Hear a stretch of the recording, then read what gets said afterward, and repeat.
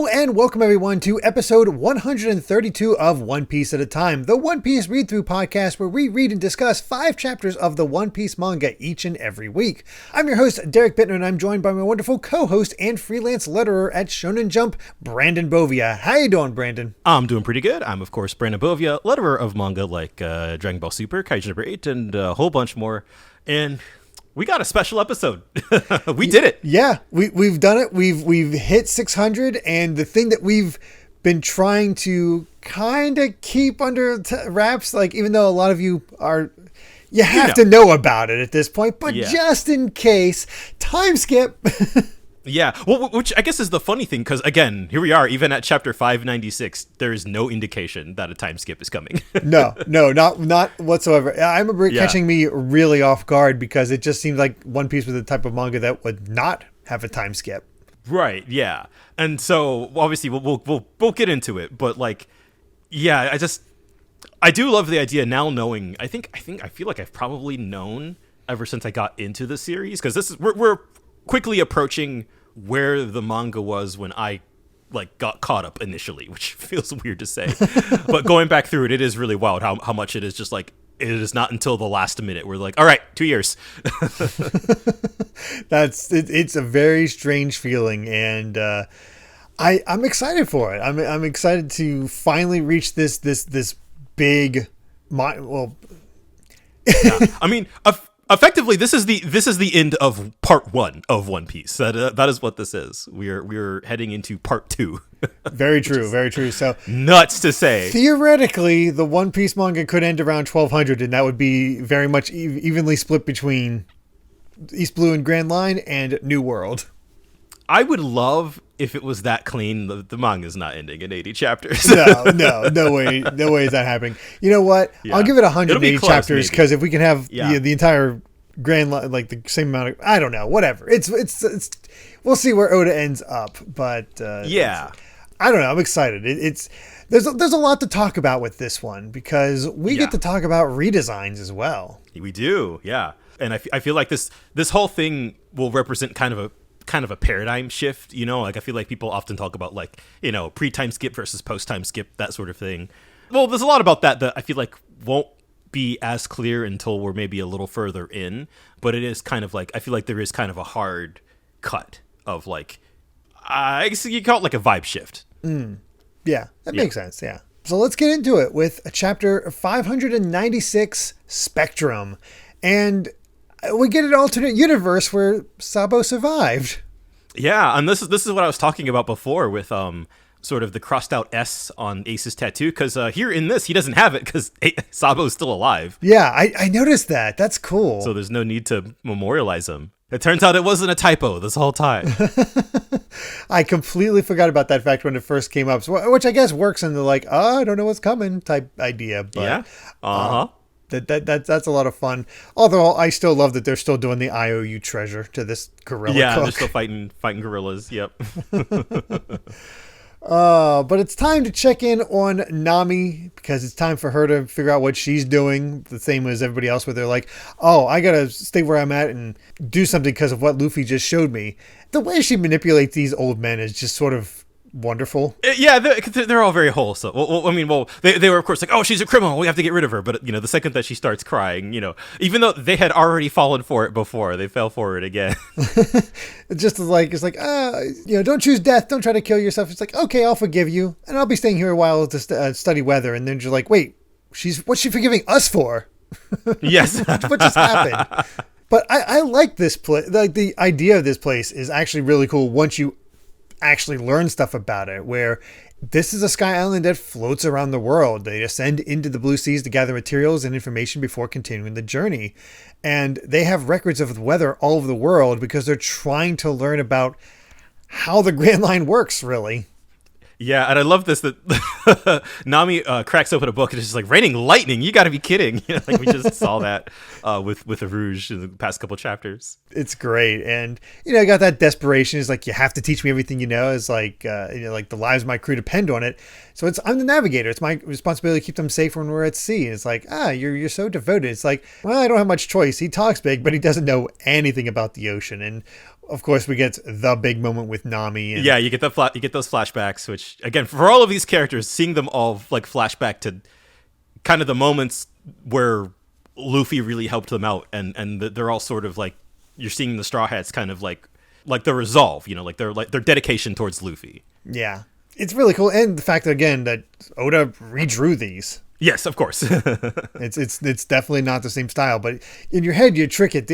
Honestly, the only thing that indicates that it was redrawn, because you're at this point I'm just locked into this art style, is of course Nami's chest size.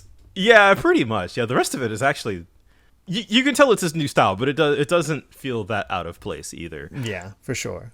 But yeah, she wants to learn about the weather ball. It's the greatest invention of all Witheria, and if abused, it could throw the whole world into turmoil. It's like, oh, I could use it as a weapon. No, don't say that.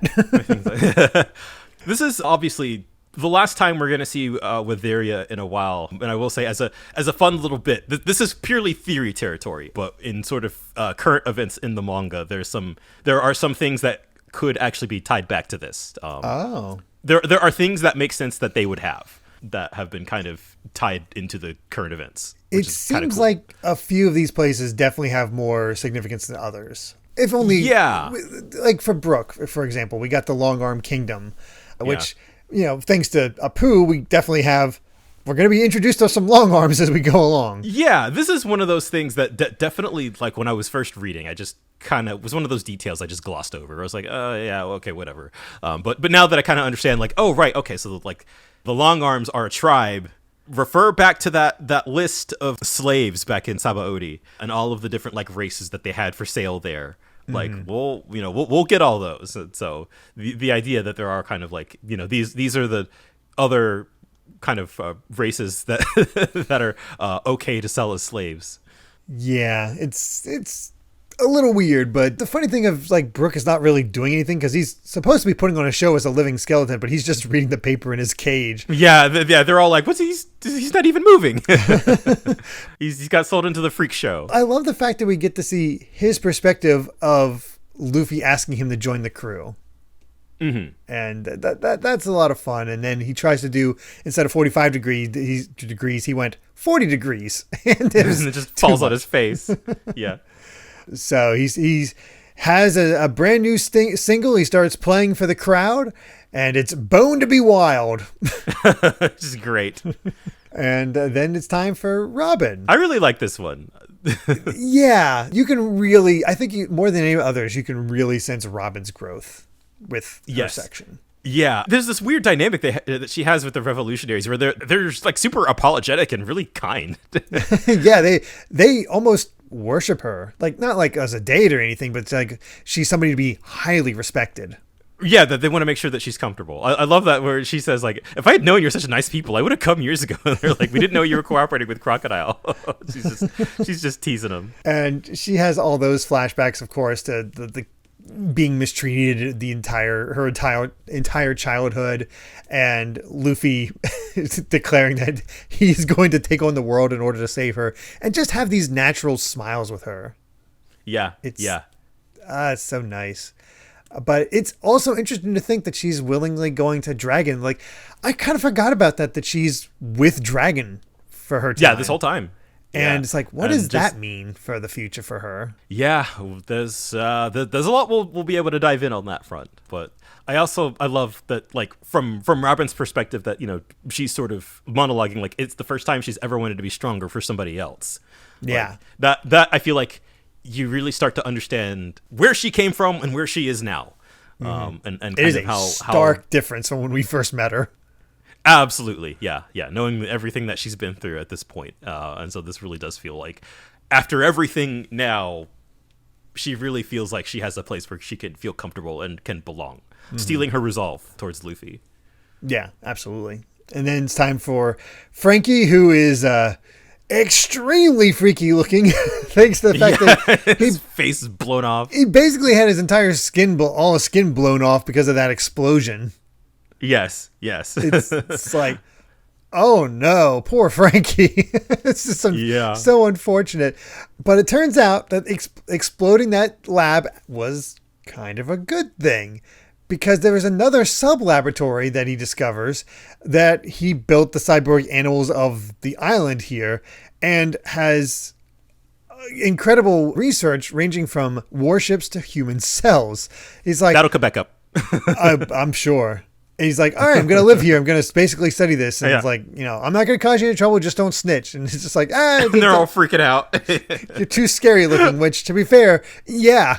He's extremely scary looking. I love Frank. He says, stop screaming. It's just my face. And he puts a tiger skin rug on his face, and he's trying to warm up next to a fire that he's sailing. He's like, okay, I've got to just help you because it's the ship of dreams. We've only really started on the Sunny, and he's right. We've barely seen the Sunny. Mm-hmm. It's like we got to really make her shine, and I know you can do it and become king of the pirates. And that's when the tiger catches on fire, which helps keep the Navy away because it creates an incident that would be remembered as the Legend of Baltimore's Burning Beast. And we get that thumbs up in the background from Frankie again. Oh, Frankie's so good. It's so fantastic. Yep, yeah, absolutely. And we end off with Usopp, who is starting to train. He's running now. He needs to lose weight and put on some muscle. And Heracles is like, what's got you so riled up? What was in the newspaper? It's like, well, I saw a message from our captain. And again, we're slowly getting those clues about what actually happened with Luffy and Marineford. And so I had an observation with Usopp's in particular, because all of like Usopp's flashbacks are very specifically all watching Luffy take down villains. So it's like right after, when he says like, we're a team, aren't we? It's like right after Kuro, and then it's Crocodile get knocked out, Luffy won, and then Luffy get up, it's from Enia's lobby and celebrating after that. And so Usopp here like remarks like, somewhere deep inside I always thought Luffy would become the pirate king on his own. And it's sort of like those flashbacks are kind of emphasizing the gaps between how Usopp sees Luffy and how Usopp sees himself. And I feel like we kind of got that during all of like the arguments and the breakup and stuff during Water 7, where Usopp just feels like he's kind of like dead weight. You see here with his monologue is that he didn't think Luffy needed him to become king of the pirates. And he's like, oh, no, that's wrong. He actually does need me, and I actually need to step up now. I need to become strong. It's great development for Usopp to really see how far he's come. And he sweetens up Heracles, is like, Master Heracles, and he learns about his weapon. It's like, he's strong. He has these plants called pop greens that grow very aggressively.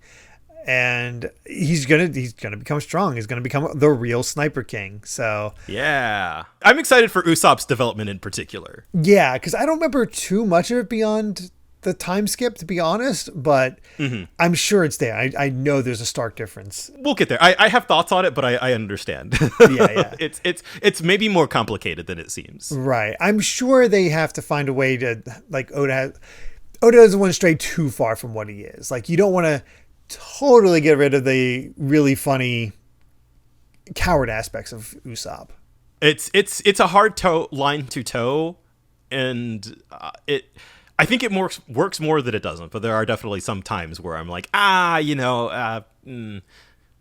yeah, well, I think Oda's he'll always go for the gag, even if it kind of undermines character development a little bit. Yeah, I feel like at sometimes you just kind of have to roll with it. Mm-hmm. For sure. We do have an SBS, but nothing too major. It's just, how would Sanji rule the world? What would Chopper look like if he wasn't cute? How the heck did the coats of the Marines stay on? That sort of thing. Nothing too crazy. Yeah. But it's time for our final chapter before the time skip. This is the end of part 1. Yeah. 597. 3D with a cross on it. 2Y. And how appropriate that we end off the part 1 with this just Roger and Whitebeard standing back to back. I want to point out, Roger is huge. He comes up to Whitebeard like kind of around like his pecs. I don't know if it was like perspective trick. And I think Luffy was only up to his hips. Yeah, no. So like obviously Whitebeard is just like a massive absolute unit of a man, but like if Roger is kind of, he's noticeably shorter, but like still really really big. Yeah. But this being the final cover of part 1, effectively, it really feels like it's kind of capping off an era. It's the end of Whitebeard's era. It's the end of Roger's era. It's time for a brand new era. Whose era is it? Well, time to find out. Yeah. And Zoro also has a really good one. Yes, I really love this one. Because he begins like bowing before Mihawk, begging him to teach him what he knows. It's like, yeah, Mihawk's just like, you're really disappointing me right now compared to what I saw before. You're going to beg your enemy to instruct you. Don't you have any pride? Yeah. I overestimated you. It's like, why are you humiliating yourself? And he's like, no, I want to get stronger. He's like, oh, you were thrashed by the monkeys and unable to go out to sea? No, you can't finish what you started. It's like, no, I beat the monkeys. But you're the only one left to take down, and I know I can't beat you. And that's, I love moments like that. Yeah, and so it's like, I love that Mihawk is kind of won over by Zoro's logic here, where, he's just like, I don't understand. Why would you kowtow to a mortal foe and beg him to instruct you, to surpass you? And he laughs. It's the first time we've ever seen him laugh. Even when Shanks was trying to get him to laugh when they were partying it up after he brought Luffy's wanted poster. Yeah. He was still so dour-faced, but now he's actually laughing at this. Yeah, it's great. Yeah, he's sort of seeing Mihawk get won over like this is it's great. And then the sort of way that he thinks, like, when a man of your caliber abandons its pride, it's always for the sake of another. Just it's always, again, it's that resolve towards Luffy. Yeah, he recognizes it and is like, all right, you got me intrigued. We'll see what you can do. And I like how Perona's, they're sort of stuck around as sort of an assistant for him, which is honestly kind of perfect. It's this whole dynamic is a lot of fun. And we finally understand what the heck Luffy's message was. The 3D crossed out instead 2Y. And that's when Zoro explains. So we originally promised to meet up at a certain place in 3 days, but it's been crossed out and replaced with a 2Y, as in 2 years. So instead of meeting up in 3 days, we're going to take 2 years to build up our strength and reunite. And it's funny to think this was all Rayleigh's idea. He was like, hey, how about, because again, the way he laid it out, he's like, are you going to go back to Sabaody? Like, you're just going to get wrecked again. So we're going to get your face in the paper just so that you can just all of this to communicate to, like, okay, like, stay where you are and train. And I feel like we started to see that last chapter with Chopper, because he left and then saw the paper and came back, and you're like, what's up with this? Yeah, it's quite interesting, especially because, again, it feels kind of planned by Kuma, because he seems to have sent them each to where they really need to go. Exactly. Kind of the best place for them. Brook is probably the one that's the least that way. At the very least, there is some sort of intentionality. Like, of course, Nami ending up on a sky island where they study weather, of course, and all of the. Although I do love in that sense that Kuma looked at Robin and was like, I'm going to send you to Dragon. Yeah, send you to my homie. Yeah, that's good. Also, it's just like sending Sanji's like, you're going to hate it here, but it's good for you. So go to the island, the queendom. Yes. It's great. So God, and man, in hindsight, a lot of it makes sense. It's not just random occurrences that kind of worked out for them. No, there's a plan here. Yeah, and I guess to think then that Kuma saw what, like, the Straw Hats were, what they were already going through with, like, the pacifistas, and they were just, it was just like, you're not ready. No, you can't handle this. Yeah, exactly. Now, as for why he did that, I have no clue. There's loyalty a fun to Dragon. Answer. There's a fun answer we will talk about in 600 chapters. Oh, good God. But it's time for, a few days earlier, it's time for Jinbei and Luffy to say goodbye. And Jinbei's like, hey, I need to thank you. When I was in Impelled Down, I was like, I wanted to die on a battlefield, yet here I am alive and dishonored. But perhaps I can help you again someday. So let's meet again at Fishman Island 2 years from now. And it's like, yes, reunite with Jinbei. Heck yeah. Can't wait. And it's time to see how Luffy is going to be training. He goes to a deserted island northwest of the Island of Women called Ruskena. And it experiences 48 seasons, a different season every week of the year. Well, I mean, at that point, that's just North Carolina. Well, there you go. Well, Yeah. It's an island off the coast of North Carolina. Perfect. Yeah, easy, yeah. Yeah. We have the Calm Belt. Makes sense. Yeah, all works out. But I love how Hancock's like, I'm going to come every single day and bring you food from the island women. It's like, ooh, thank you. I really want that. And it's like, I'll bring you everything you want. And, oh, this is the 10th time you call me by my name. Is this a proposal? It's like no. Yeah, and of course, she can't even get close to him.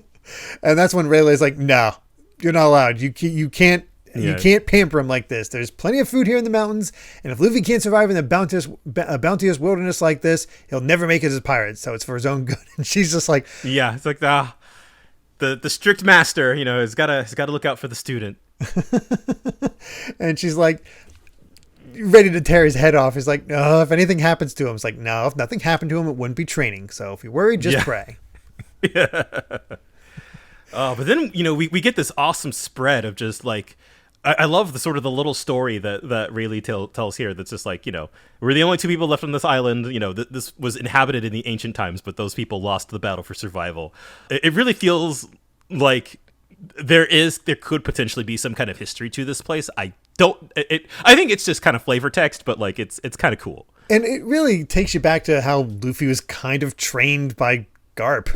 It's like, it's you want to get similar, stronger, just toss your butt in the wilderness. Yeah, and then Rayleigh goes on to say, he's like, all right, I sense a number of ferocious beasts. There's over 500 that are probably all stronger than you, so you better get stronger. And then of course, here we go. Luffy asks him, how do you know that? Mm-hmm. So it's like, you're gonna learn this power yourself too. It's called Haki. And finally we finally get a breakdown of what Haki is. And it's a power. It's actually a power that lies dormant in everyone.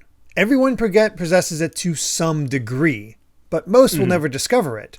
So realizing that power, realizing that potential, well, that is true power. And most Haki can be divided into two categories or colors. And it's at this point that a giant elephant decides to attack Rayleigh. And that's when we get the power to acutely sense an opponent. That's the color of observation Haki. This will allow you to read the location, number, and movements of the enemies that you can't even see. And then that Luffy was like, oh, I remember. Yeah, kicking with your left foot and the whole mantra thing. Rayleigh confirms. It's like, yeah, this is called mantra up in Skypiea.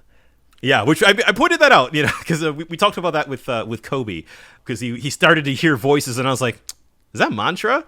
But then when he was in the hospital, it's like, oh, hey, you awakened to Haki. I was like, that's interesting. Just planting those seeds, building it up. And they're one and the same. Yeah. Finally get that confirmation.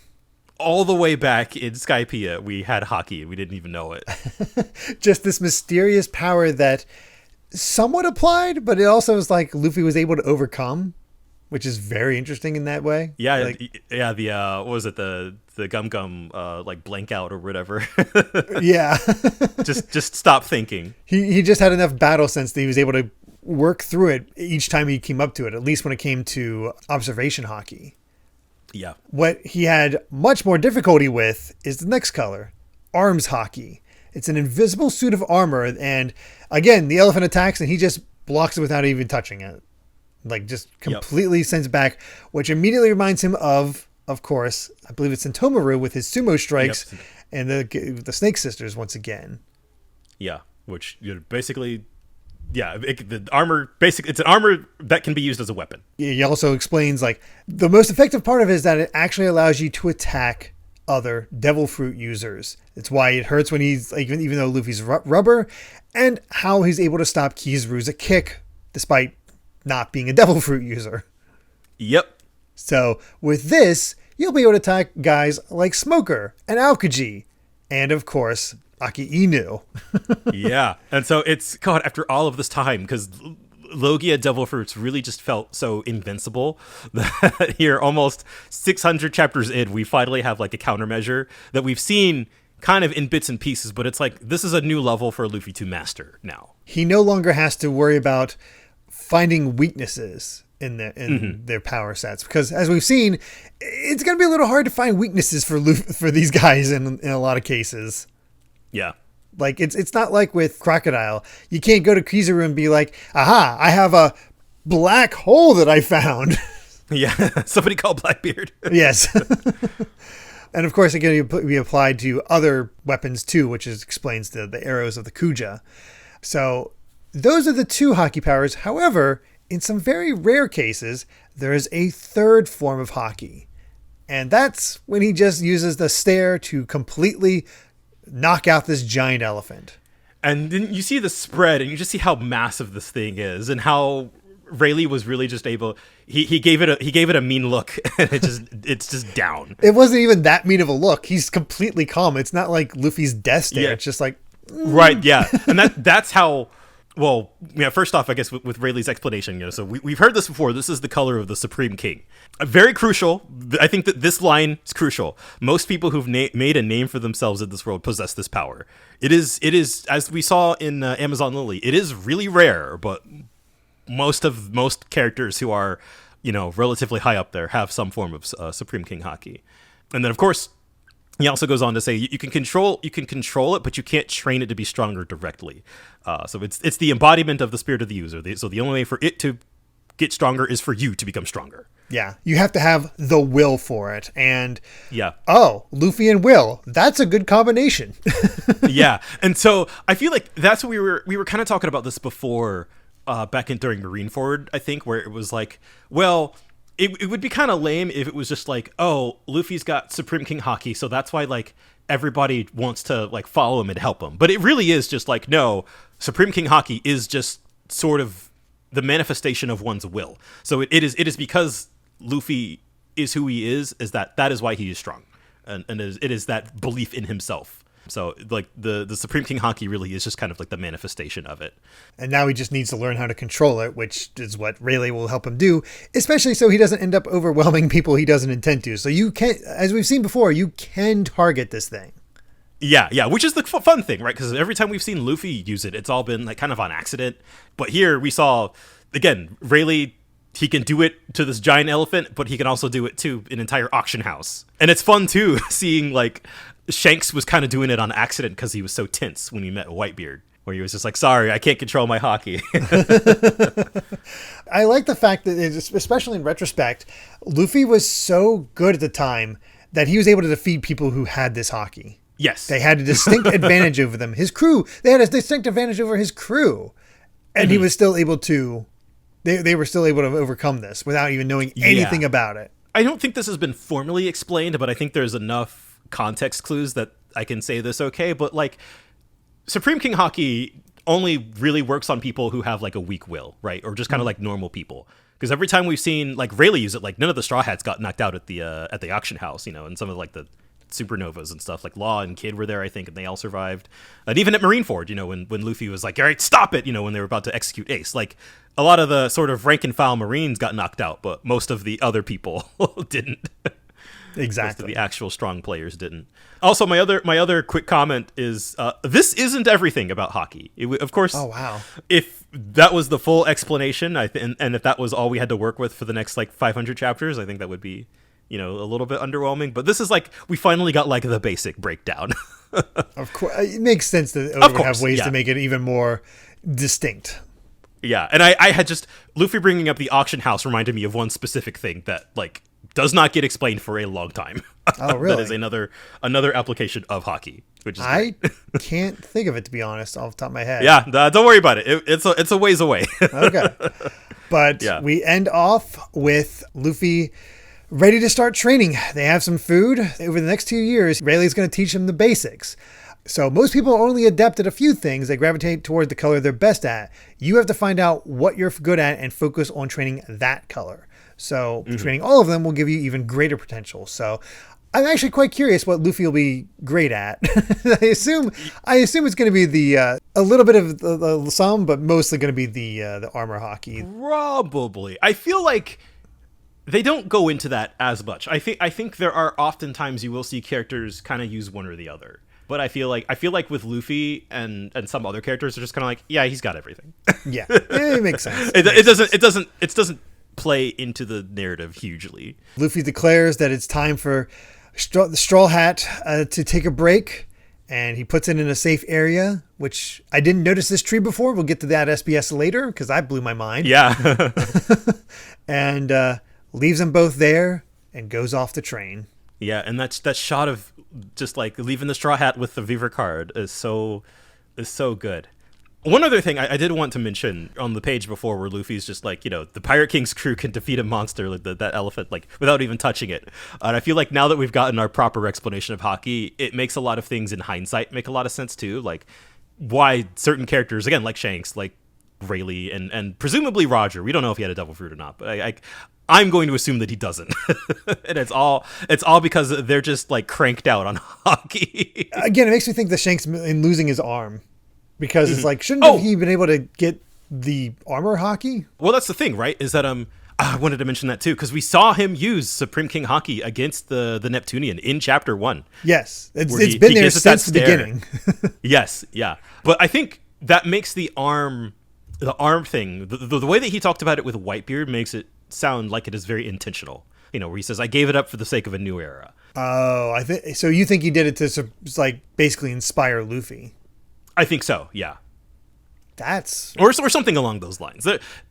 Who knows how it really goes down? But you get the sense that like Shanks probably didn't. If he wanted to keep that arm, he could have. He probably could have. Again, he's rocking end game level gear at the starting town in an RPG. I like this. We have our how do you do section. So it's like Oda breaks it down. Basically, is like, hey, this is a serialized weekly manga, and this was my opportunity with this point to say, I want to take a break. I want to think of the new story arc. Can I have 3 weeks off? And the editor said, all right, if you do extra color pages on the week you come back, I'll give you a month. And it's like, there you go. A month off for him. So he was able to go on vacation to Hawaii with his family, take it easy, just reach this landmark. Great.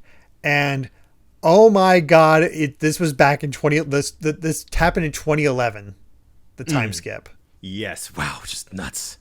And it's wild to think, obviously, like Oda's schedule has gotten a lot more freeform in the years since, and we'll get to that when we get to that, trust me. But to my knowledge, the only other time he's taken an entire month off, and it's wild that these were so close together, was I think it was the end of the most recent completed arc in the manga, and then he took another month off when Toriyama passed away.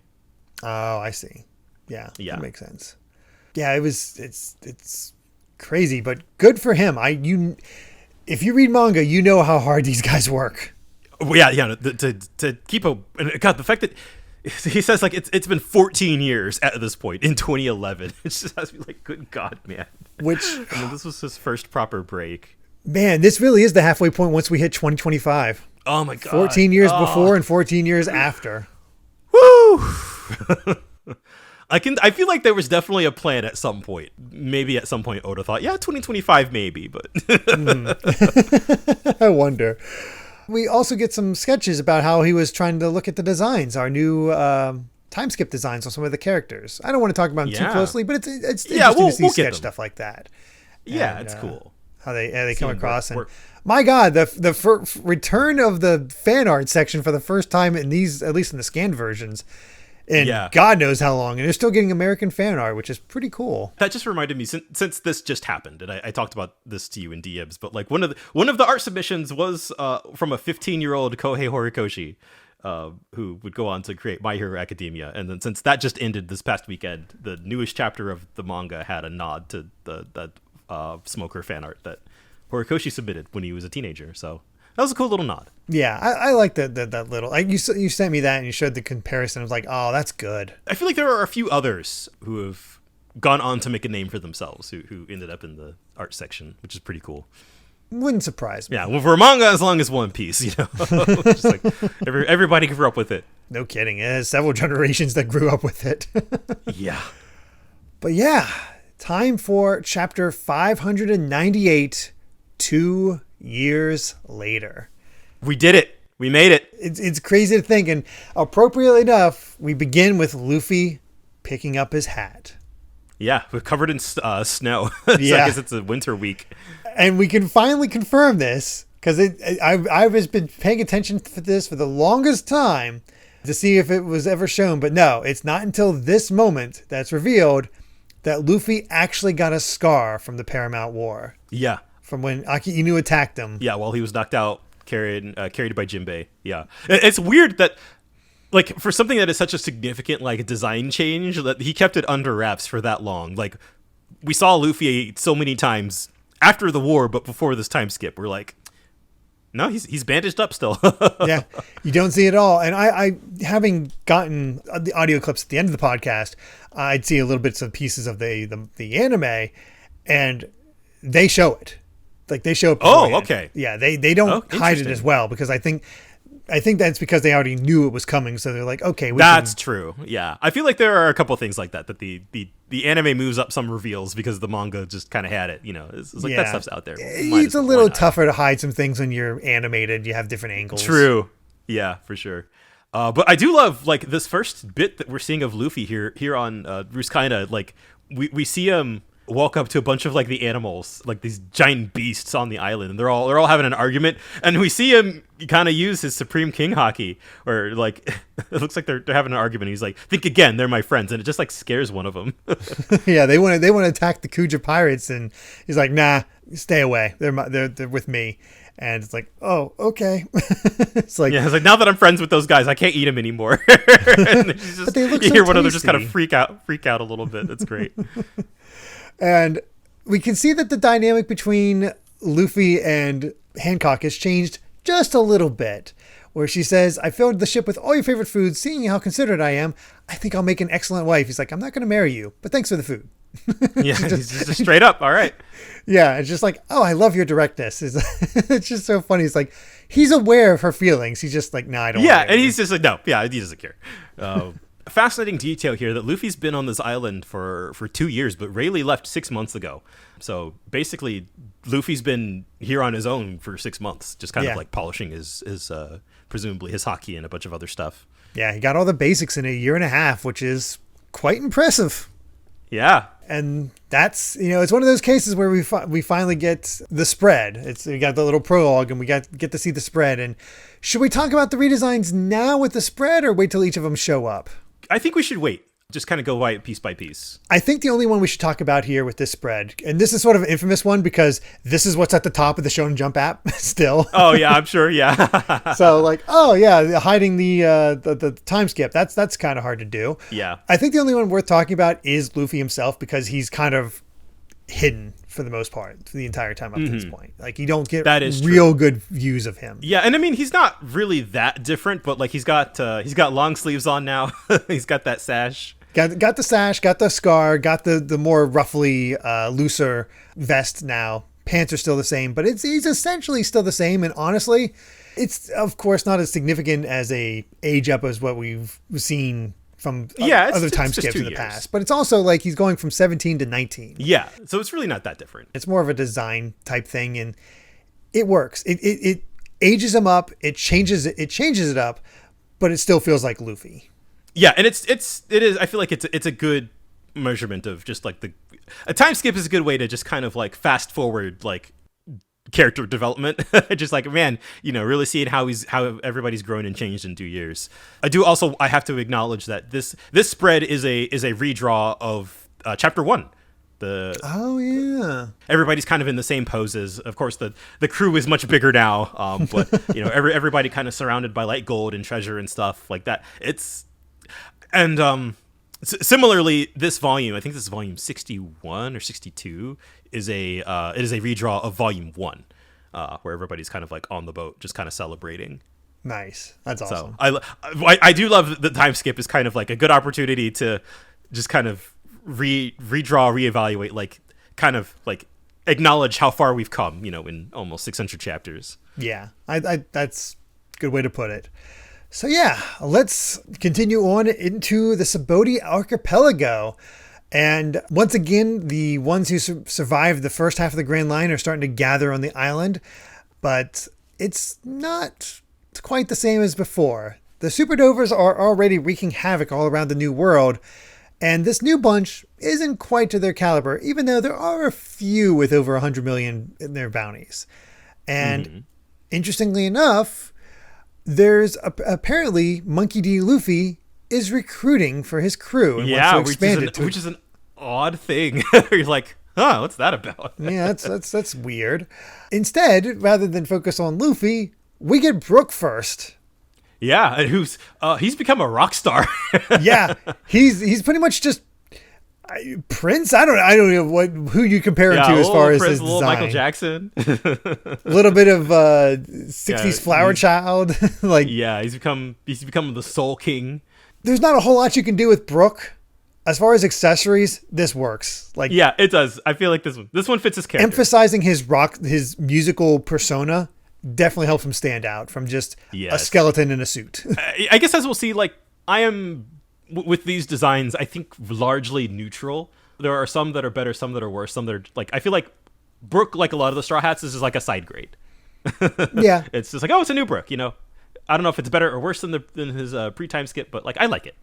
Obviously, I've not gone as far, but one of the things that seems to be very common for the New World arcs, just that I've observed just from osmosis, lots of costume changes. Yeah, you often, honestly, multiple times. You at least once, but you know, some arcs even multiple.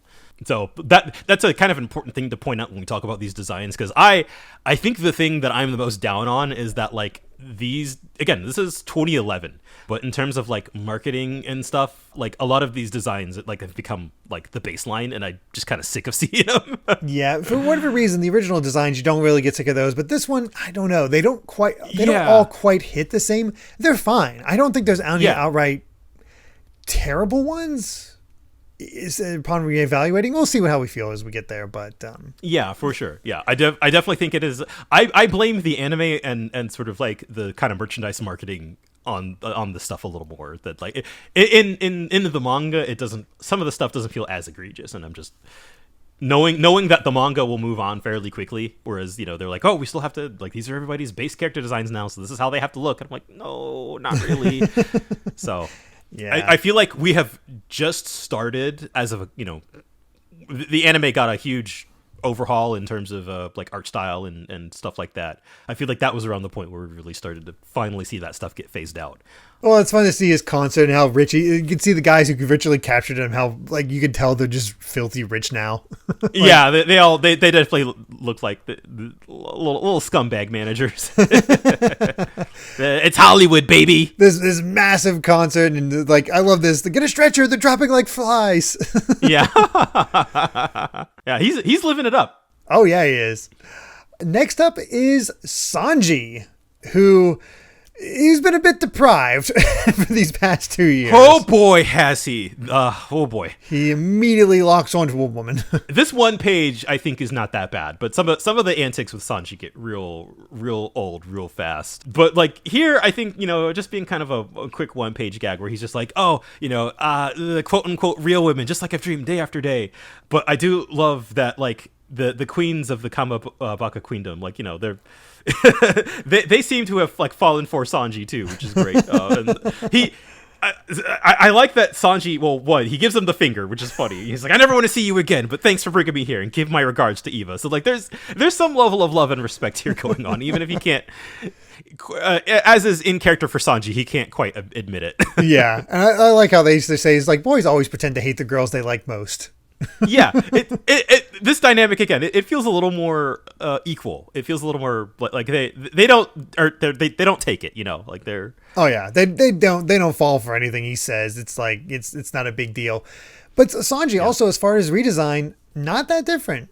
He's still the same suit. His hair is parted on the other side now. Yes, that was always the big thing, because I remember for the longest time there was always speculation is like, is there something wrong with Sanji's other eye? Like, what happened to it? Is there some sort of secret to it?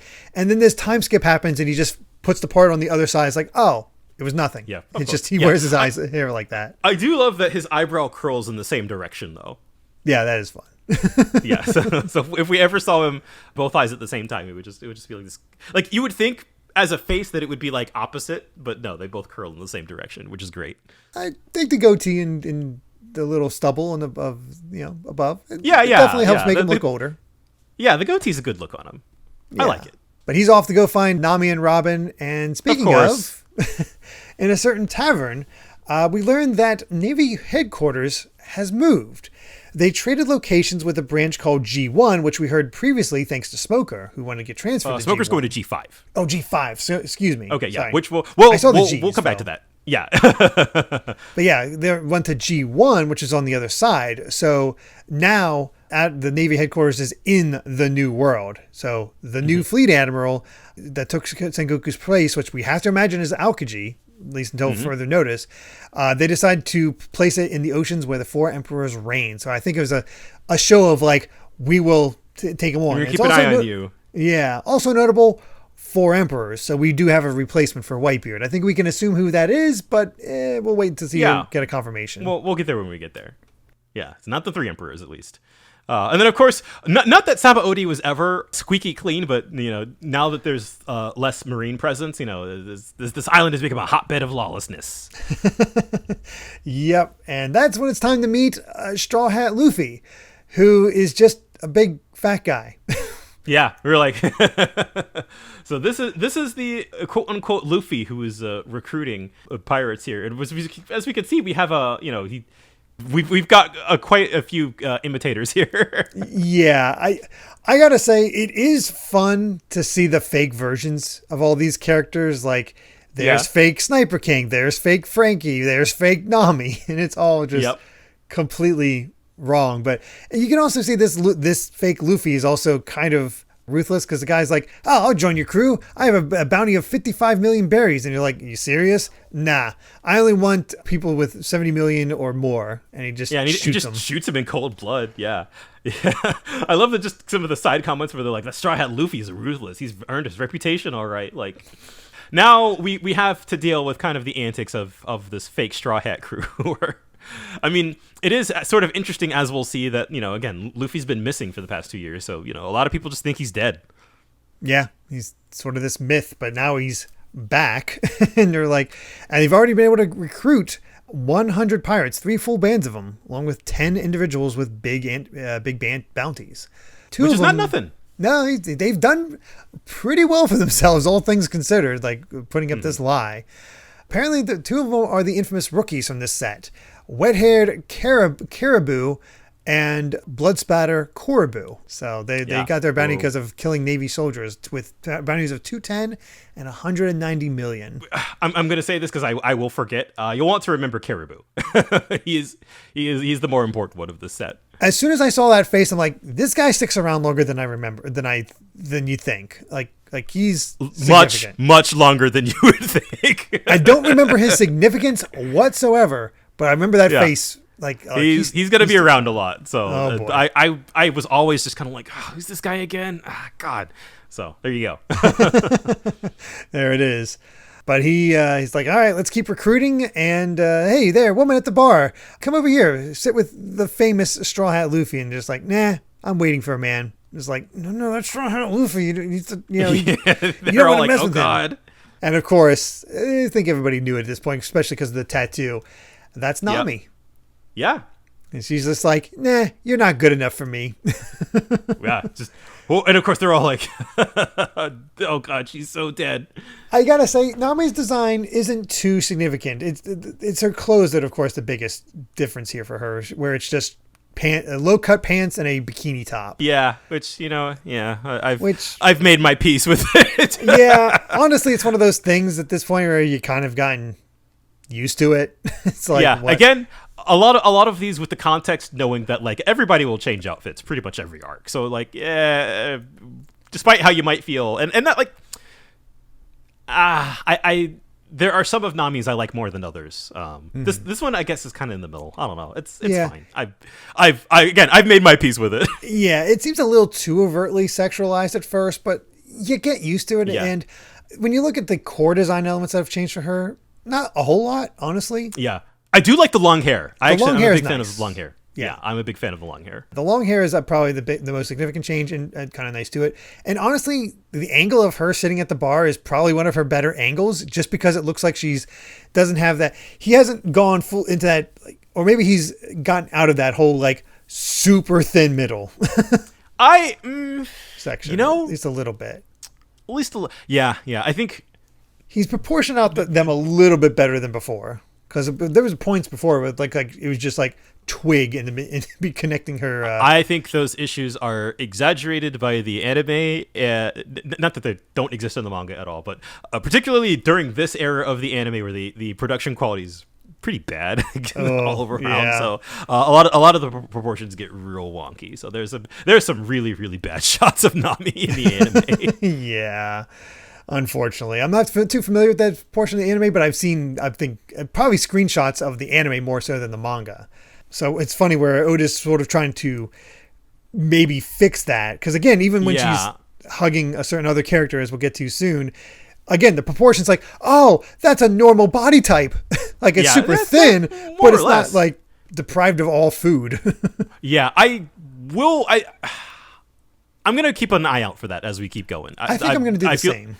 I feel like I hadn't thought about it, so I'm like, I'm not really sure. I'm thinking of some characters that are from later on that I'm like, oh god. But again, even those characters I think are made worse by the anime, kind of the spiraling production quality of those episodes. But yeah, there's the sequence here where she gets held at gunpoint by the fake Nami, where the fake Nami is just like, accept Captain Luffy's invitation or die. It's just like, I'm Nami, don't forget that. and the great part of this is just how nonchalant she is the entire time. Like, this is a confidence we haven't really seen from Nami in a long time. That is also true. Like, God, and I could also compare to what happens next, where we see a long-nosed fellow with a beard say, "Special attack, Green Star." And then this fake Nami gets eaten by a plant. Yes. All of them start getting eaten by plants. It's just, and he just takes a step. It's like, hey girl, will you drink with me? And he lifts up the hat. I love the sequence, by the way. Yeah, it's great. It's Usopp, and he just gets a big hug from Nami. It's like, oh, look at you, you're so big and strong now. And he just goes, oh, you've grown too in more ways than one. Yeah. Yeah. And then, God, I love, we kind of have that a couple panels where, he's just like, he seems to have mastered the pop green from Heracles. But then like that shot of him, just like you see that full body shot of Usopp now, and he's just like, his hair's grown out. He's jacked. Yeah, that's the thing. That's the great thing. This is the most muscle we've ever seen him. He is built up. I love timeskip Usopp's design. I love this one. Just the growth that my boy has gone through. I do take some issue with this line where he's like, I'm not a part of the weakling trio with you and Chopper anymore.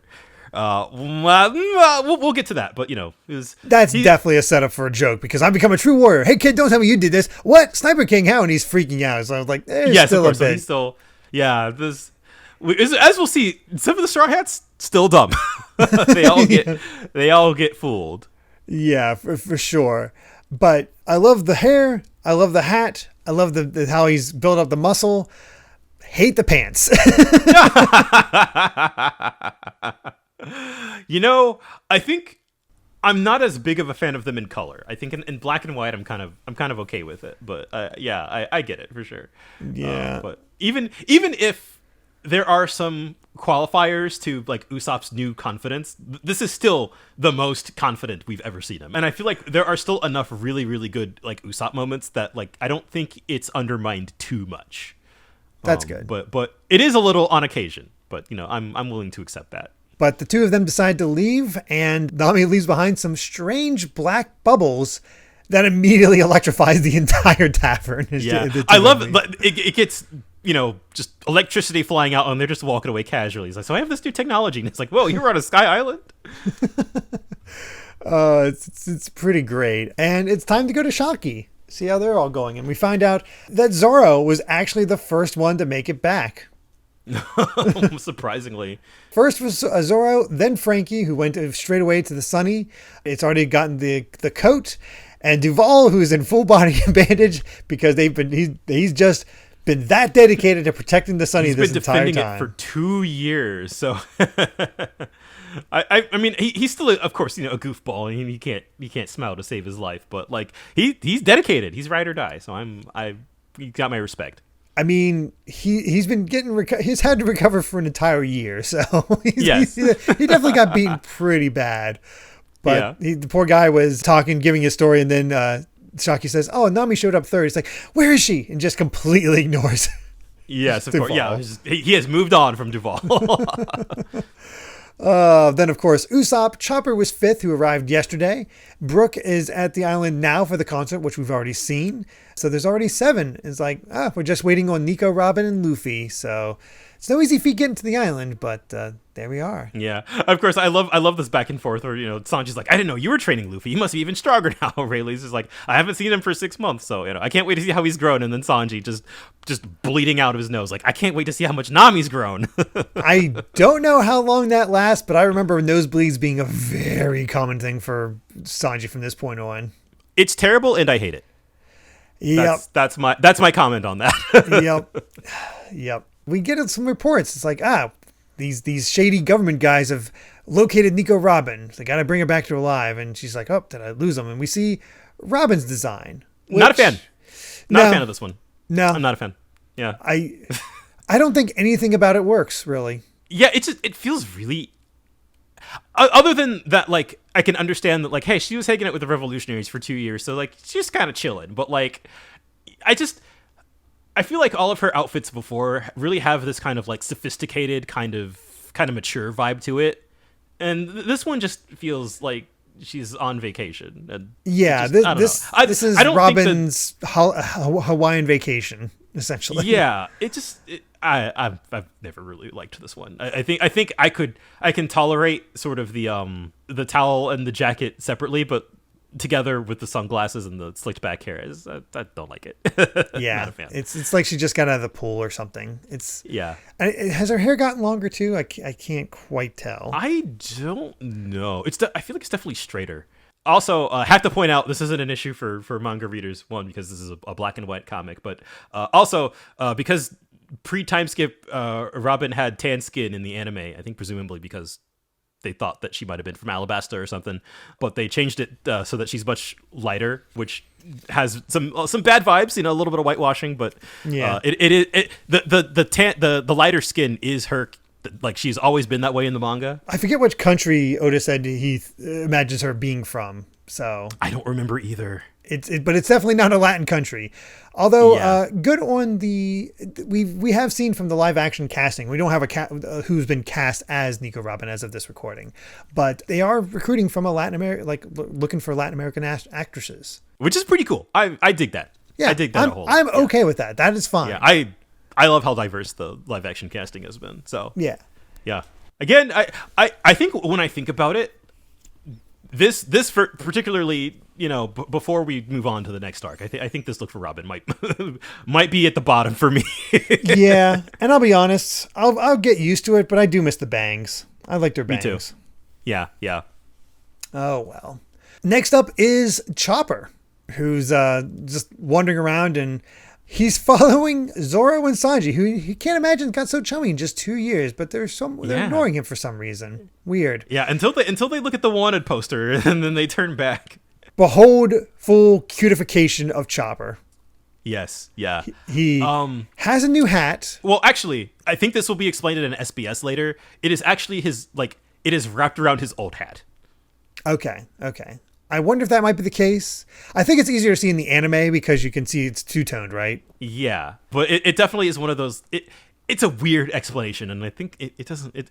It makes sense, but also kind of doesn't. But I guess if they just wanted, Chopper to be fully round... He wanted to find some way to differentiate them, because otherwise all he really gets is a shirt. Yeah, and, because the hat has so much of, like, a significance, like, you can't just get rid of that. Yeah. So it is sort of a weird compromise. But yeah, Chopper's been completely Pikachu'd at this point. Much bigger head. I have much more negative things to say about the other forms of Chopper when we eventually see them. But this default, like, yeah, it's it's whatever. He was already kind of on the cutification arc already, so this is just sort of a continuation of that. Most of his other forms, I think, are pretty dire. I don't know. I don't remember the other forms. I only saw the one form of this one, which I thought was fine. Yeah. This was fine. We'll get there. Yeah. But yeah, he's following Zoro and Sanji. Turns out to be fake Zoro and Sanji. Of course. I do like that the fake Sanji is he's modeled after the wanted poster for sure. Yeah, it's definitely more towards that way, but it's like, you can still recognize it as Sanji. But God, the fact that Zoro's wearing this fake Zoro has like shorts on, whatnot. Yeah, and I love how tiny fake Robin is. Yes, but she still looks like a mean old lady. Yeah, she does. But they realize, like, oh, crap. That's actually the real pet. They must have dumped him on the island when they were still alive, and now he's gone feral. So, hey, we can get him instead of this fox that we've dressed up as Chopper. Right. Like, hey, here's the real one. And make this work. So they kick the fox away. Now Robin kicks the fox away, and it's like, oh, I don't know what you like to eat other than cotton candy, but here, you want a cucumber? And yes, just getting bitten in the head by the fox, which is fantastic. But Oda, I feel like Oda is playing a dirty trick, because you have fake Robin kneeling down to Chopper, legs kind of spread, wearing the dress that's not exactly short, and look where he's holding the cucumber. Oh, blame me for a dirty mind if you want, but I this is Oda. This feels intentional for this just sort of offhand joke. Yeah. That reminds me. One thing I had forgotten to mention. So in the anime, all of the fake Straw Hats are voiced by the real Straw Hats, but like swapped. So they're like each real Straw Hat voices a different fake one than the one that they are, So it does make me wonder who plays fake Robin, because I don't remember. I don't remember that the American dub did that as well, the Western dub. Yeah, so. I feel like they did, but I don't remember. I have no idea. Yeah, I gotta refresh myself on how that sounds, because it's a really fun inside joke. But the other great thing is that all of a sudden these government officials that were hunting Robin take the fake Robin. Yes, and they're just. And poor Chopper's like traumatized, like, oh, human traffickers, we gotta go save her. Yeah. Meanwhile, Robin's just perfectly fine. Real Robin. Yeah, of course. But we go to Marineford, the former Navy headquarters, which is where Branch G1 is, and they get information that, the Straw Hats are there and are recruiting. And, of course, we still got the brutality of this fake Luffy shooting these people. Kind of, honestly, the way they're acting, it kind of reminds me of the freaking Celestial Dragons. Honestly, yeah. They're scumbags of an equal kind, for sure. And he's just desperate to find Nami and Usopp because he wants revenge for humiliating him. Yeah, which obviously not a good guy, but it is funny that like he's kind of lost the plot a bit already.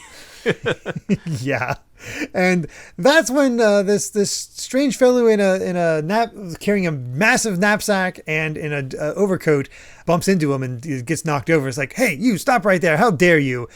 And of course, it's Luffy, and that's how we end the chapter. So we've got the fake Luffy calling out the real one. It's pretty good. We do have an SBS, and something that somebody pointed out that was not intentional by Oda, but also really worked out. The unhappy and happy faces on Ace's hat. Yes. Turned out to be foreshadowing, maybe accidental foreshadowing on. Which is funny that for a storyteller as meticulous as Oda, where he's just kind of like, oh, whoops. Yeah. He's kind of explaining the smile of Ace to a bit, which we don't really need to get into, but it is just sort of funny. He has this accidental foreshadowing for once. I do love in his answer where there is a bit of I think this is thematically important to point out, where he says that, he's Ace is smiling because he wants others to smile. The last expression is a parting gift to the ones that he will leave behind. That's why I put those two panels together. So that's, yeah. You want to make Luffy smile. That makes sense. Yeah, that's good. Yeah. Also, thanks to the fan art at the top, we get to see old Robin's hairstyle. I think it looks like it was still long. Maybe it might be slightly longer. Also, fun fact, we got 2 chapters left and we're over an hour into this recording. Oh, we knew this was going to be probably our longest one. Good God. Especially if we're going over character design changes. Yeah, all the details. There's a lot to dive into. But let's continue on with chapter 599, 9 Pirates. And hey, remember that thing Oda talked about in SBS a long time ago about taking people's request of Straw Hats and animals? It begins. It begins now, and we still get them. He still does them. That's awesome. That's a fun design. That's a fun decision. So this will be a mainstay in the manga from here on out. I like that. I really hope that's not lamb that Luffy's eating. No! Oh no! Because they're eating it too. Because the sheep are eating the lamb. Oh no! Oh, that's unfortunate. But we begin with Luffy arriving a little bit before how he was dropped off by the Kuja pirates, and it's like, okay. So there's Sabaody in the distance. No one must find out about our relationship. And put this on. It's a fake nose and mustache. It's great. that panel of Hancock holding it up to her own face is also great. Yeah, it is. That's a great visual. Also worth noting that because Hancock is a bit older, she's no different. She's exactly the same. I feel like the design of her dress might be different, but I'd have to compare. Like, off the bat, they do look pretty much the same. And I know she wants to be the wife, but she's acting more like a mom. Where she's just like, like, I've packed 500 changes of clothes, 100 lunches, a 5-year supply of handkerchiefs, dishes, blah blah blah blah. It gets to the point where like her speech bubble is just like covered up by Grandma Neon. He just says, "You overdid it." Yeah, because she has like bug bite ointment down there and whatnot. She really is just a mom at this point. He fully has the backing of the Kuja pirates, and she's like, I have one more request. I'm not going to marry you. It's like, no, not that. Go, but don't say goodbye. I was like, oh, is that all? I never say goodbye to nobody because I always plan to see them again. So bye. That feels like very in character. That feels like something that is kind of core to Luffy's worldview. And then we get one final gag with Hancock and Neon. It's like, he wanted to see me again. Does that mean we're engaged? No. No. Well, she's thinking the engaged part, but like, so she's like cutting off, but like, Grandma knows what she's going to say. But we get to the present where Luffy is being threatened by fake Luffy. And it's like, no, I'm going to lead pirate with a bounty of over 400 million, which does he get the bounty wrong? Or did Luffy's bounty get increased by 100 million over the course of 2 years? That's a good question. I do not know. I guess we'll have to find out. And yeah, basically they're just threatening him as like, he's in a bad mood because he's looking for these other people. And everybody's like, oh, don't mess with Straw Hat. He's a wild card. You don't want to make him angry. And God, the demonstration of Luffy mastering Haki. I love this stuff. So much. Just dodges the bullet, stares at them, bam. All of them just knocked down without even touching them. Oh boy, we saw that, was it 597? We saw it a little bit with the animal, but now just seeing that, just like that cold, stone cold stare, just Luffy's mastered Supreme King Haki, hasn't he? Yes, he has, or at least gotten close to it. Oh boy. Oh, I'm excited for that. But we cut from that awesome sequence to the Sunny, perfectly fine, has the coating. And I like the sort of almost low-key flirting from Frankie. It's like, look at that beautiful woman over there. And he has turned himself into Battle Frankie 37. And this is another design that I feel is a bit of a downgrade. I definitely prefer pre-time skip Frankie. But I think the thing for me is that I don't like buzz cut. I don't like the buzz cut. But that will change very quickly. Yeah. So we don't have to deal with that for too long. And of course the proportions, you make of it what you will. Yeah, I'm not a huge fan of the proportions. I like with the scars going up his body. You can tell that he literally built himself bigger. Yeah. Honestly, he's a character from Cyberpunk at this point, but I think it takes away from the fun designs of him because he's still wearing the Hawaiian shirt in thong type thing, but because of the massive arms, it took me a long time to actually even notice them. Yeah. He's definitely he's very top heavy. I think what I like about this with Frankie is that he feels happy this way, right? This feels like he has achieved like what he's always wanted to be. And so in that sense, as sort of like as a big buff manly man, I kind of rock with it. I like that he's happy. Yeah, that's a good point. And yeah, you're right. It's like you get that close up of him at the next page, and it's like, it's the buzz cut. The buzz cut's unfortunate. Yeah, he will change hairstyles every arc. So don't worry about it. I mean, in this set of chapters we even get an explanation for that. So yeah. But I do like you said, is I'm beyond human comprehension. Yeah, he's the stuff of dreams. Yeah, well, and I love that. Yeah, beyond human comprehension, Robin's like, I have no idea what you are. It's like, oh, you mean I'm a freak? Oh, that's sweet. God, you know what? He might be different on the outside, but in the inside, he's the same old Frankie. We even get to see the coating, how she's like just pokes it. It's just like, oh, that is weird. Yeah, it's just made out of jelly. Interesting how Frankie's just like, I wonder if Brooke will actually want to come along since he has all these fans. He has this massive superstar life. He doesn't need us anymore. I guess we'll have to wait and see. But the fake Luffy's waking up And that's when fake Sanji and Zoro meet up with them. And poor dumb Chopper. It's like, He still doesn't realize. you guys have changed a lot in 2 years. It's like, what's going on? It's like, no, Robin's been kidnapped. It's like, and nobody cares. Yeah, exactly. So it's just poor Chopper here is just, we got to go save Robin. It's like, what? Why is no one saying anything? Why aren't you doing anything? It's like, no, I'm going to go save her all by myself. And Marines are actually actively watching them. It's just like an inner feud. What's going on here? I like that even the Marines kind of are like, they're also kind of fooled by it. Yeah, they're just like, yeah, that's the Straw Hats. That makes sense to me. They're getting ready to go after these fake Straw Hats, not knowing that the real Straw Hats are like, okay, we need to evacuate the civilians. Let's get ready. And that's when we get Sentomaru is still here, taking PX5 and 7. He looks a little taller. I'm not sure if that's just the paneling, though. I think it's just the paneling. I don't notice any major difference. He might... Actually, the only difference I notice offhand is, did he wear a Navy coat before? Oh, he will explain that a little bit later, actually. But he was not a formal member of the Navy previously, but he is now. Oh, okay. Yeah. I did not realize. And it's interesting how he's talking about, it's like, we never found out Kuma's true intentions 2 years ago, but even after he lost his personality, seeing how he continued to act so strange, I knew Straw Hat would come back to this island one of these days. So all right, we're getting our rematch, baby. Oh, yeah, something's definitely up with Kuma, so, even after he's been mind fully gone. But Sanji's doing some shopping for some food, finds a fisherman, and the fisherman's actually kind of panicking. It's like, he's like, oh god. There was this green-haired guy with 3 swords. Said he was bored and wanted to go fishing, so I said he could come if he wanted. Also, he had only one eye, which clicked something with me. It's like, wait, is this the guy? It's like, oh, that's him. You friends? Well, we're acquainted. Yeah. But he didn't sleep on my boat. He fell asleep on a pirate ship that was right next to it. So I was too late to warn him, and he's now gone forever. And Sanji, off the Fishman Island, and Sanji's just like, that idiot. Yes, of course. It's like, he got here first, but I should have known he would have gotten into trouble right away. So yeah, it's just like he's like, oh god, it's a pirate ship. They'll kill him, and he's like, nah, don't worry about it. He'll be fine.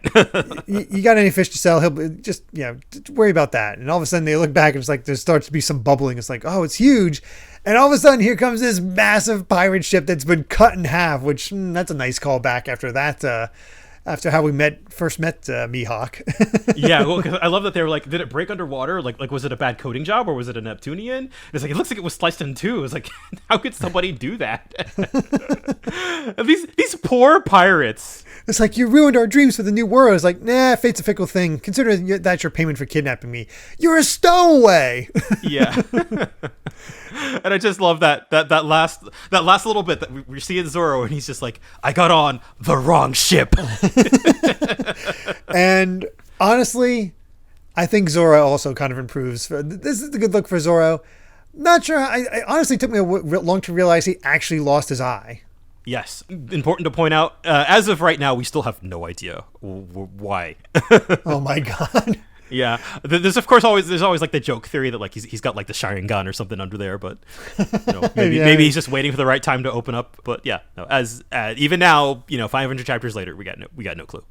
Huh. Very interesting. But I think Zoro's seems to be mostly the same. Just sort of a lateral, slightly upward move. It's more about the clothes. Yeah. But I'm trying not to focus too much on the clothes, just because we know they'll be changing constantly. Yeah. I mean, I feel like it is important to point out that, like, how we see everybody here is how One Piece has used them as marketing for the last, 14 years. So whether or not, like it or not, you see these everywhere. Which is kind of the problem. For sure. But yeah, we do have an SBS, and one is about is the Florian Triangle based on the Bermuda Triangle? Yes, of course it is. Yeah. But we were talking about that tree that happened to be near where Luffy sat his hat. It turns out somebody was like, wait, is that the same tree as from the movie Strong World? Is that the Daft Green? And it's like, as you notice, I didn't have enough pages, so I skipped the explanations. But in the movie, I did come up with a tree called Daft Green, which emits poison and a smell that animals hate. So I needed something like that in this story, so I used it here. It's not the exact tree. It's in the same family, but this one's not poisonous. Okay. Again, we're making Strong World a little more canon. Yeah, it's honestly it's why I'm glad we decided to watch the movies. Yeah. There's some little details here and there that do make their way back into the manga. For sure. Yeah. Well, we've reached it. We've hit it. Chapter 600, The Island of New Beginnings. Oh. Holy crap. We did it. We did it, man. We did it. I love how people just come up with these random situations. It's like, oh yeah, Zoro mistakes a crocodile for a weight. These are all insane. It's great. I love how he's just reading a magazine with his foot, like a weight training magazine. Yeah. He's doing this. Ever committed. But we begin the chapter with Chopper desperately trying to find Robin. It's like, where did they take you? I can't believe they became jerks in the 2 years. Yeah, they're all jerks now. I worked for nothing. And that's when he sees actual Usopp. Yeah. And we get to see this form of Chopper, which this is the sign that he actually has grown and aged up. It's like he's a full size deer. He's an adult deer now. I do find it funny. It's like, he'll be a lot easier to ride now. I don't think they ever ride him. I don't think so. No, not that I can think of it offhand, but this is a good design, I think. Yeah, I do. Yeah, I think so. When I said that, like Chopper's other forms, like I'm mostly referring to like the Rumble Ball and stuff. Right. Yeah, a lot of those I think are duds. But you know, just like normal reindeer Chopper, like hard to mess up. And I like how like he sees Usopp and Nami is like, wait a second. It's like something's terrible happens to Robin. It's like, oh wait, those guys were imposters. Yeah, I just love Nami's like, oh come on. You gotta admire the fact that Chopper's stupidity has overridden his fact that he could probably smell the difference between these guys. I get it has been 2 years, so I'll cut him some slack. Yeah, we'll go with that. But they're also pointing out, it's like, she's one of the run from the world government for 20 years. She wouldn't take him like that. She did seem a little different. She didn't smell right either, but I love how they're like, oh, we're famous. How that's so nice. Yeah, ends up taking it as a compliment. But it turns out the fakes were trying to run after Chopper. It didn't catch up to him, obviously, but instead came across Luffy with the huge backpack, who decided to put on the nose and mustache anyway, just because. Yeah, maybe I should do this. This is a great look. Oh gosh! But Sanji and Zoro together. Zoro still wants to go fishing, but it's like, no, you're not. No, you're not leaving my eyes. And of course, this is the real Sanji Zoro dynamic, because of course they're just back at each other's throats. I love how he's like, number 7 telling number 1 what to do. He's like, what? You're ranking us according to when we got here? Yeah, and I love that he's just don't let it get to your head. Sure, sorry, number 7. That's so good. It's like, I did not spend 2 years in hell training my legs for this. I'm gonna gut you. God, it's just, oh, we really are back. Mm-hmm. And we've had the meeting place of the fake straw hats, and there's identities of 4 captains. We got Gashed Albion, who looks like a fish man, bounty of 92 million. Lip Service Dodie, bounty of 88 million, and our super rookies, Wet-Haired Caribou and his brother and co-captain Bloodspatter Korribu. So there it is. Yeah, all right. So there's these 2. It really is. It feels like a cosplay meetup. It really does. Caribou definitely likes having his tongue out of his mouth at all times. I don't like this guy, if it wasn't clear.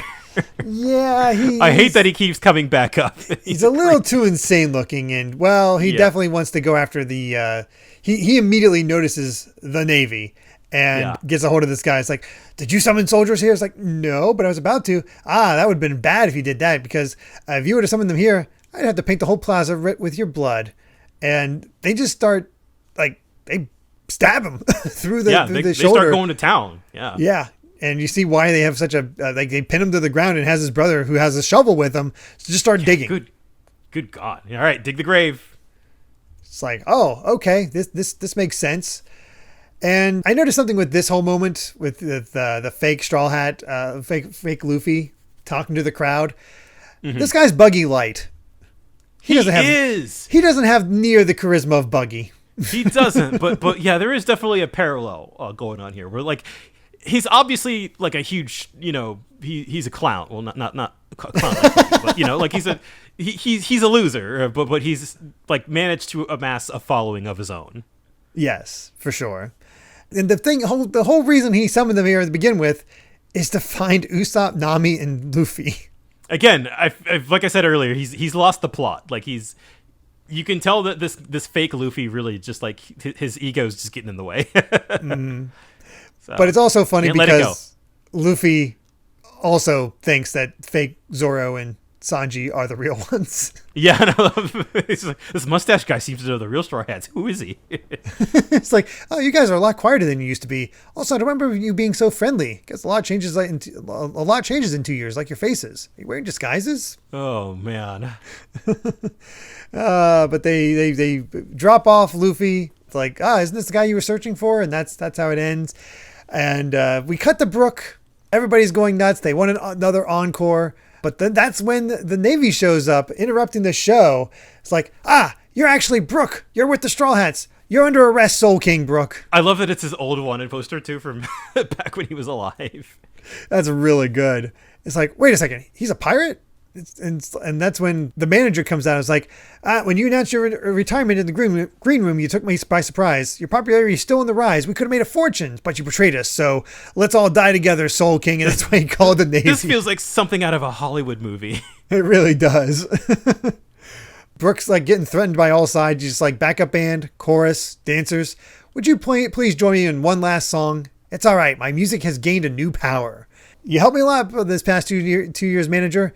Thank you for bringing me to this island, but this island holds a memory of our defeat. It's an island of regret, but also an island of new beginnings. So let's bring greater excitement to our adventures. No. Straw Hat Luffy dead, and this is from an actual crew member. That's ridiculous. I'm telling the whole world, Straw Hat Luffy is alive. He'll be the king of all the oceans. He's under arrest, and he's like, no, the show must go on. And it's like, listen, my last soul, let's go to the New World, Luffy. It's like all the fans would be like, no, just one more song. Let him sing. Yeah. We desperately need to hear this song. Again, it feels like something straight out of a movie. Oh yeah, this is the Beatlemania cranked up to 11. Absolutely. That's wonderful. The rest of them are starting to arrive at the Sunny. And of course, Usopp and Chopper just like, he's so awesome about Frankie. Yeah, exactly. Can you shoot laser beams, missiles? Do you have any accessories? Chopper, he's just really just has the excitement of a little boy. I know. It's like, he's the dream of every man set in motion. His name is Armored Me. It's like, wait a second, Frankie. How do you do detailed shipwright work with such huge hands? It's like, what are you talking about? Here comes smaller hands. It's like that gif from Ghost in the Shell. The guy with the hands that turn into even more little hands. That joke might make the big hands all worth it. Yeah. I feel like there's a lot of good gags with Frankie's new crazy body, which it helps soften the blow a little bit. Yeah, for sure. And he's like, try pressing my nose. It's like, hold it for 3 seconds. And that's when his hair grows out and he immediately shapes it into the old style. And you get that it's from far away, but as soon as you see that old style on this new style, yes, yeah, that's what he should be. That is really much better. It's amazing how much that design just works totally when you have this classic hairstyle there. Yeah, oh man, I miss it. I do love that, he's like, Chopper's still freaking out, like, show me the weapons. Like, I won't, not the main event until Luffy is here, mech. He's saying mech at the end of his sentences. We should also mention that the reason he got here so early is that he has all this new tech he got, so he has to implement it into the Sunny. Oh, so the Sunny's getting some upgrades. Oh yeah, which makes sense thanks to Frankie. It's like not only Frankie getting upgrades, but the Sunny, which was already, we didn't even get the full range of abilities of the Sunny at base level. So yeah. Rayleigh and Shaki come by and announce that there's a lot of unrest because the Navy is making a move on these imposters. He hands this basically going to teach Nami how to handle the ship with it being coded. So this is how we're going to navigate it. It's like, Luffy isn't here yet. It's like, oh, don't worry. He's already on the island. Again, Rayleigh's Haki is so cracked out, he can probably just tell. Oh, yeah. That's definitely how he knows. But he gave Sanji a baby transponder snail, and he's with Zoro. And basically, we've all reconnected. We just need Luffy. But here's the Viva card. He'll come right to you thanks to this. So Grove 42 is a good place to anchor the ship. Have everyone assemble there. Might get a little rough, but it's time to put the past behind you and start anew. I think, was Grove 42 where they all got split up? initially? I think don't it might remember. be. I can't remember exactly, but I think you might be right. Symbolically, that would make a lot of sense. Like, we're ready to start fresh. Man. Isn't it wild that we have most of the crew back together? They have been apart. I remember it was chapter like 613, maybe, when they all got separated. So it's been like, what is that, like 87 chapters? Somewhere around there. Good God. They're finally interacting. It's like nothing's changed. Like they Yeah, exactly. We're picking up where we left off. It's wonderful. And obviously we're still not done with everybody reuniting, but it definitely has a bit of a different flavor compared to other time skips that I've read. I have not seen a ton of time skips, to be honest. The ones that stick out in my mind are Naruto and Dragon Ball, like when Goku actually grows up. And is honestly, not Dragon Ball has a lot of time skips when you think about it. Yeah, it really does. And the one I'm going to compare it to most, though, because it just felt like it was the most significant as far as designs and whatnot, was the 23rd Budokai. Yeah, that was definitely, I think, the big one. That's when you actually got adult Goku for the first time. Yeah. And obviously Goku was saved for last, but it felt like everybody met up a lot quicker in that one. Yes. Yeah, I definitely think we were talking about this before we started recording, but like as much as I do like seeing everybody come together, I do feel like this whole rigmarole, this whole like sequence of events is a little dense. I feel like it is a little dense for its own good. I don't dislike this plot line with the fake Straw Hats, and I don't like we're almost done with it. So but even like while reading this chapter here on this podcast, I was like, I'm kind of ready to move on. Like, it's fun, but it's also like, oh, Chopper's there, and like you want to just see them meet up. Yeah, you don't want to have it really feels like the fake Straw Hats are a distraction, which they obviously are. They're meant to be a distraction. Yeah. But after all this time, it's like, no, we want to see them meet up. I want to get to the fireworks factory. Next week, I think we'll be getting the ball rolling. Like, yes. I think if my memory serves, we might already be on the way to Fishman Island by the end of next week. Hopefully, because good God, this is going a little long. We've gotten small demonstrations of powers, abilities. You definitely get a sense of confidence from the crew at this point. So it's nice to see. Those are the fun parts of the time skip that sort of slowly get to figure out all the new powers, all the new abilities, and see how things go from there. And that's sort of the fun thing about putting the training arc in a time skip, because that is a well that Oda will go back to constantly. It might result in some situations where, as we get further on in the manga, it'll be like, why didn't you use that if you had that this whole time? Kind of, it's just didn't feel like it. You go back to the Goku aspect where it's, I wanted a real fight. Yeah, exactly. Yeah, he was hiding Super Saiyan 3 against Majin Vegeta that whole time, which kind of makes it a little. I think there are sort of similar things to that here, but. And just to compare it to Naruto, I think I might like Naruto's the best, just because he arrives back at the village. He says, he meets up with somebody, and you get to see his design, and then just really see everybody. You meet all the characters along with him, which feels fun. Like it is a really great reuniting of characters. Yeah, I think in classic Oda style, he always zags when you think he's going to zig, and wants to sort of keep the reader on their toes and how things are going to play out, because I guess it would just be kind of boring if it was like, all right, here's everybody, let's go. True. So, but I think this form of it, again, like it is just a little bit overcomplicated and overstates its welcome just like slightly. I feel like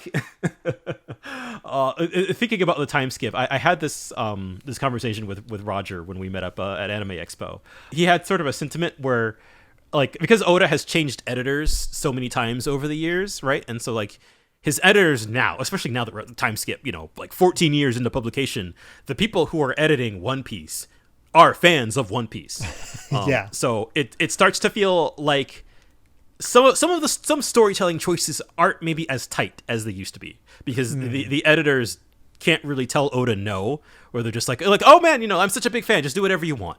I feel like that does result in some situations. This is by far not the most egregious, but I think it is kind of a noticeable, or at least like an example of a shift in storytelling, where it feels like maybe this was not the most efficient way to kind of tell this concept. So maybe not efficient, well, but it's I don't think it's as you said, it's not egregious or anything like yeah, that. no, there are much worse examples as well, where it feels like maybe an editor should have told Oda like, hey, this thing that lasted 10 chapters could have been like 3. Yeah, I mean, the big thing for me, I think, is it's just the idea that, as you said, it's been almost 2 years. We want to see these characters together, and we got a few here, but we want Luffy with them. And I guess and that's on purpose. Like, gonna make you wait. Yeah, we're gonna make you wait. Yeah, for sure. But it'll feel real satisfying. That's for sure. Yeah, for sure. Yeah. So I can't believe it. You know, we're in One Piece Part 2, baby. We did it. Yeah, that's another huge milestone. Perfectly timed at 600. Let's begin the new era. Yeah. So with that, I believe we've said all we've wanted to say about chapters 596 to 600 of One Piece. Thank you so much for listening, and you can find more of my ramblings and stream VODs over at BitNerd Games on YouTube, or BitNerd with an underscore at the end on Twitter. And Brandon, where can everyone find you at? I'm at Brandon Bovia on Twitter, talking about anime, manga, games, and my job. And yeah, that's about it. Definitely check them out. And if you'd like to help us out more, you can support the podcast over at patreon.com/Derek Bittner. That's DERRICKBITNER to listen to the next episode ad-free 3 days early. And make sure to return next time as we discuss chapters 601 to 605 of One Piece. So until then, my friends, bye. Remember to take life one piece at a time.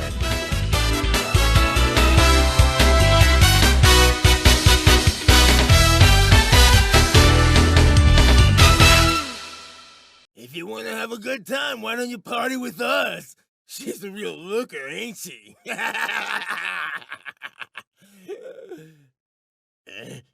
Hey, sister, I'm talking to you. I'll pass.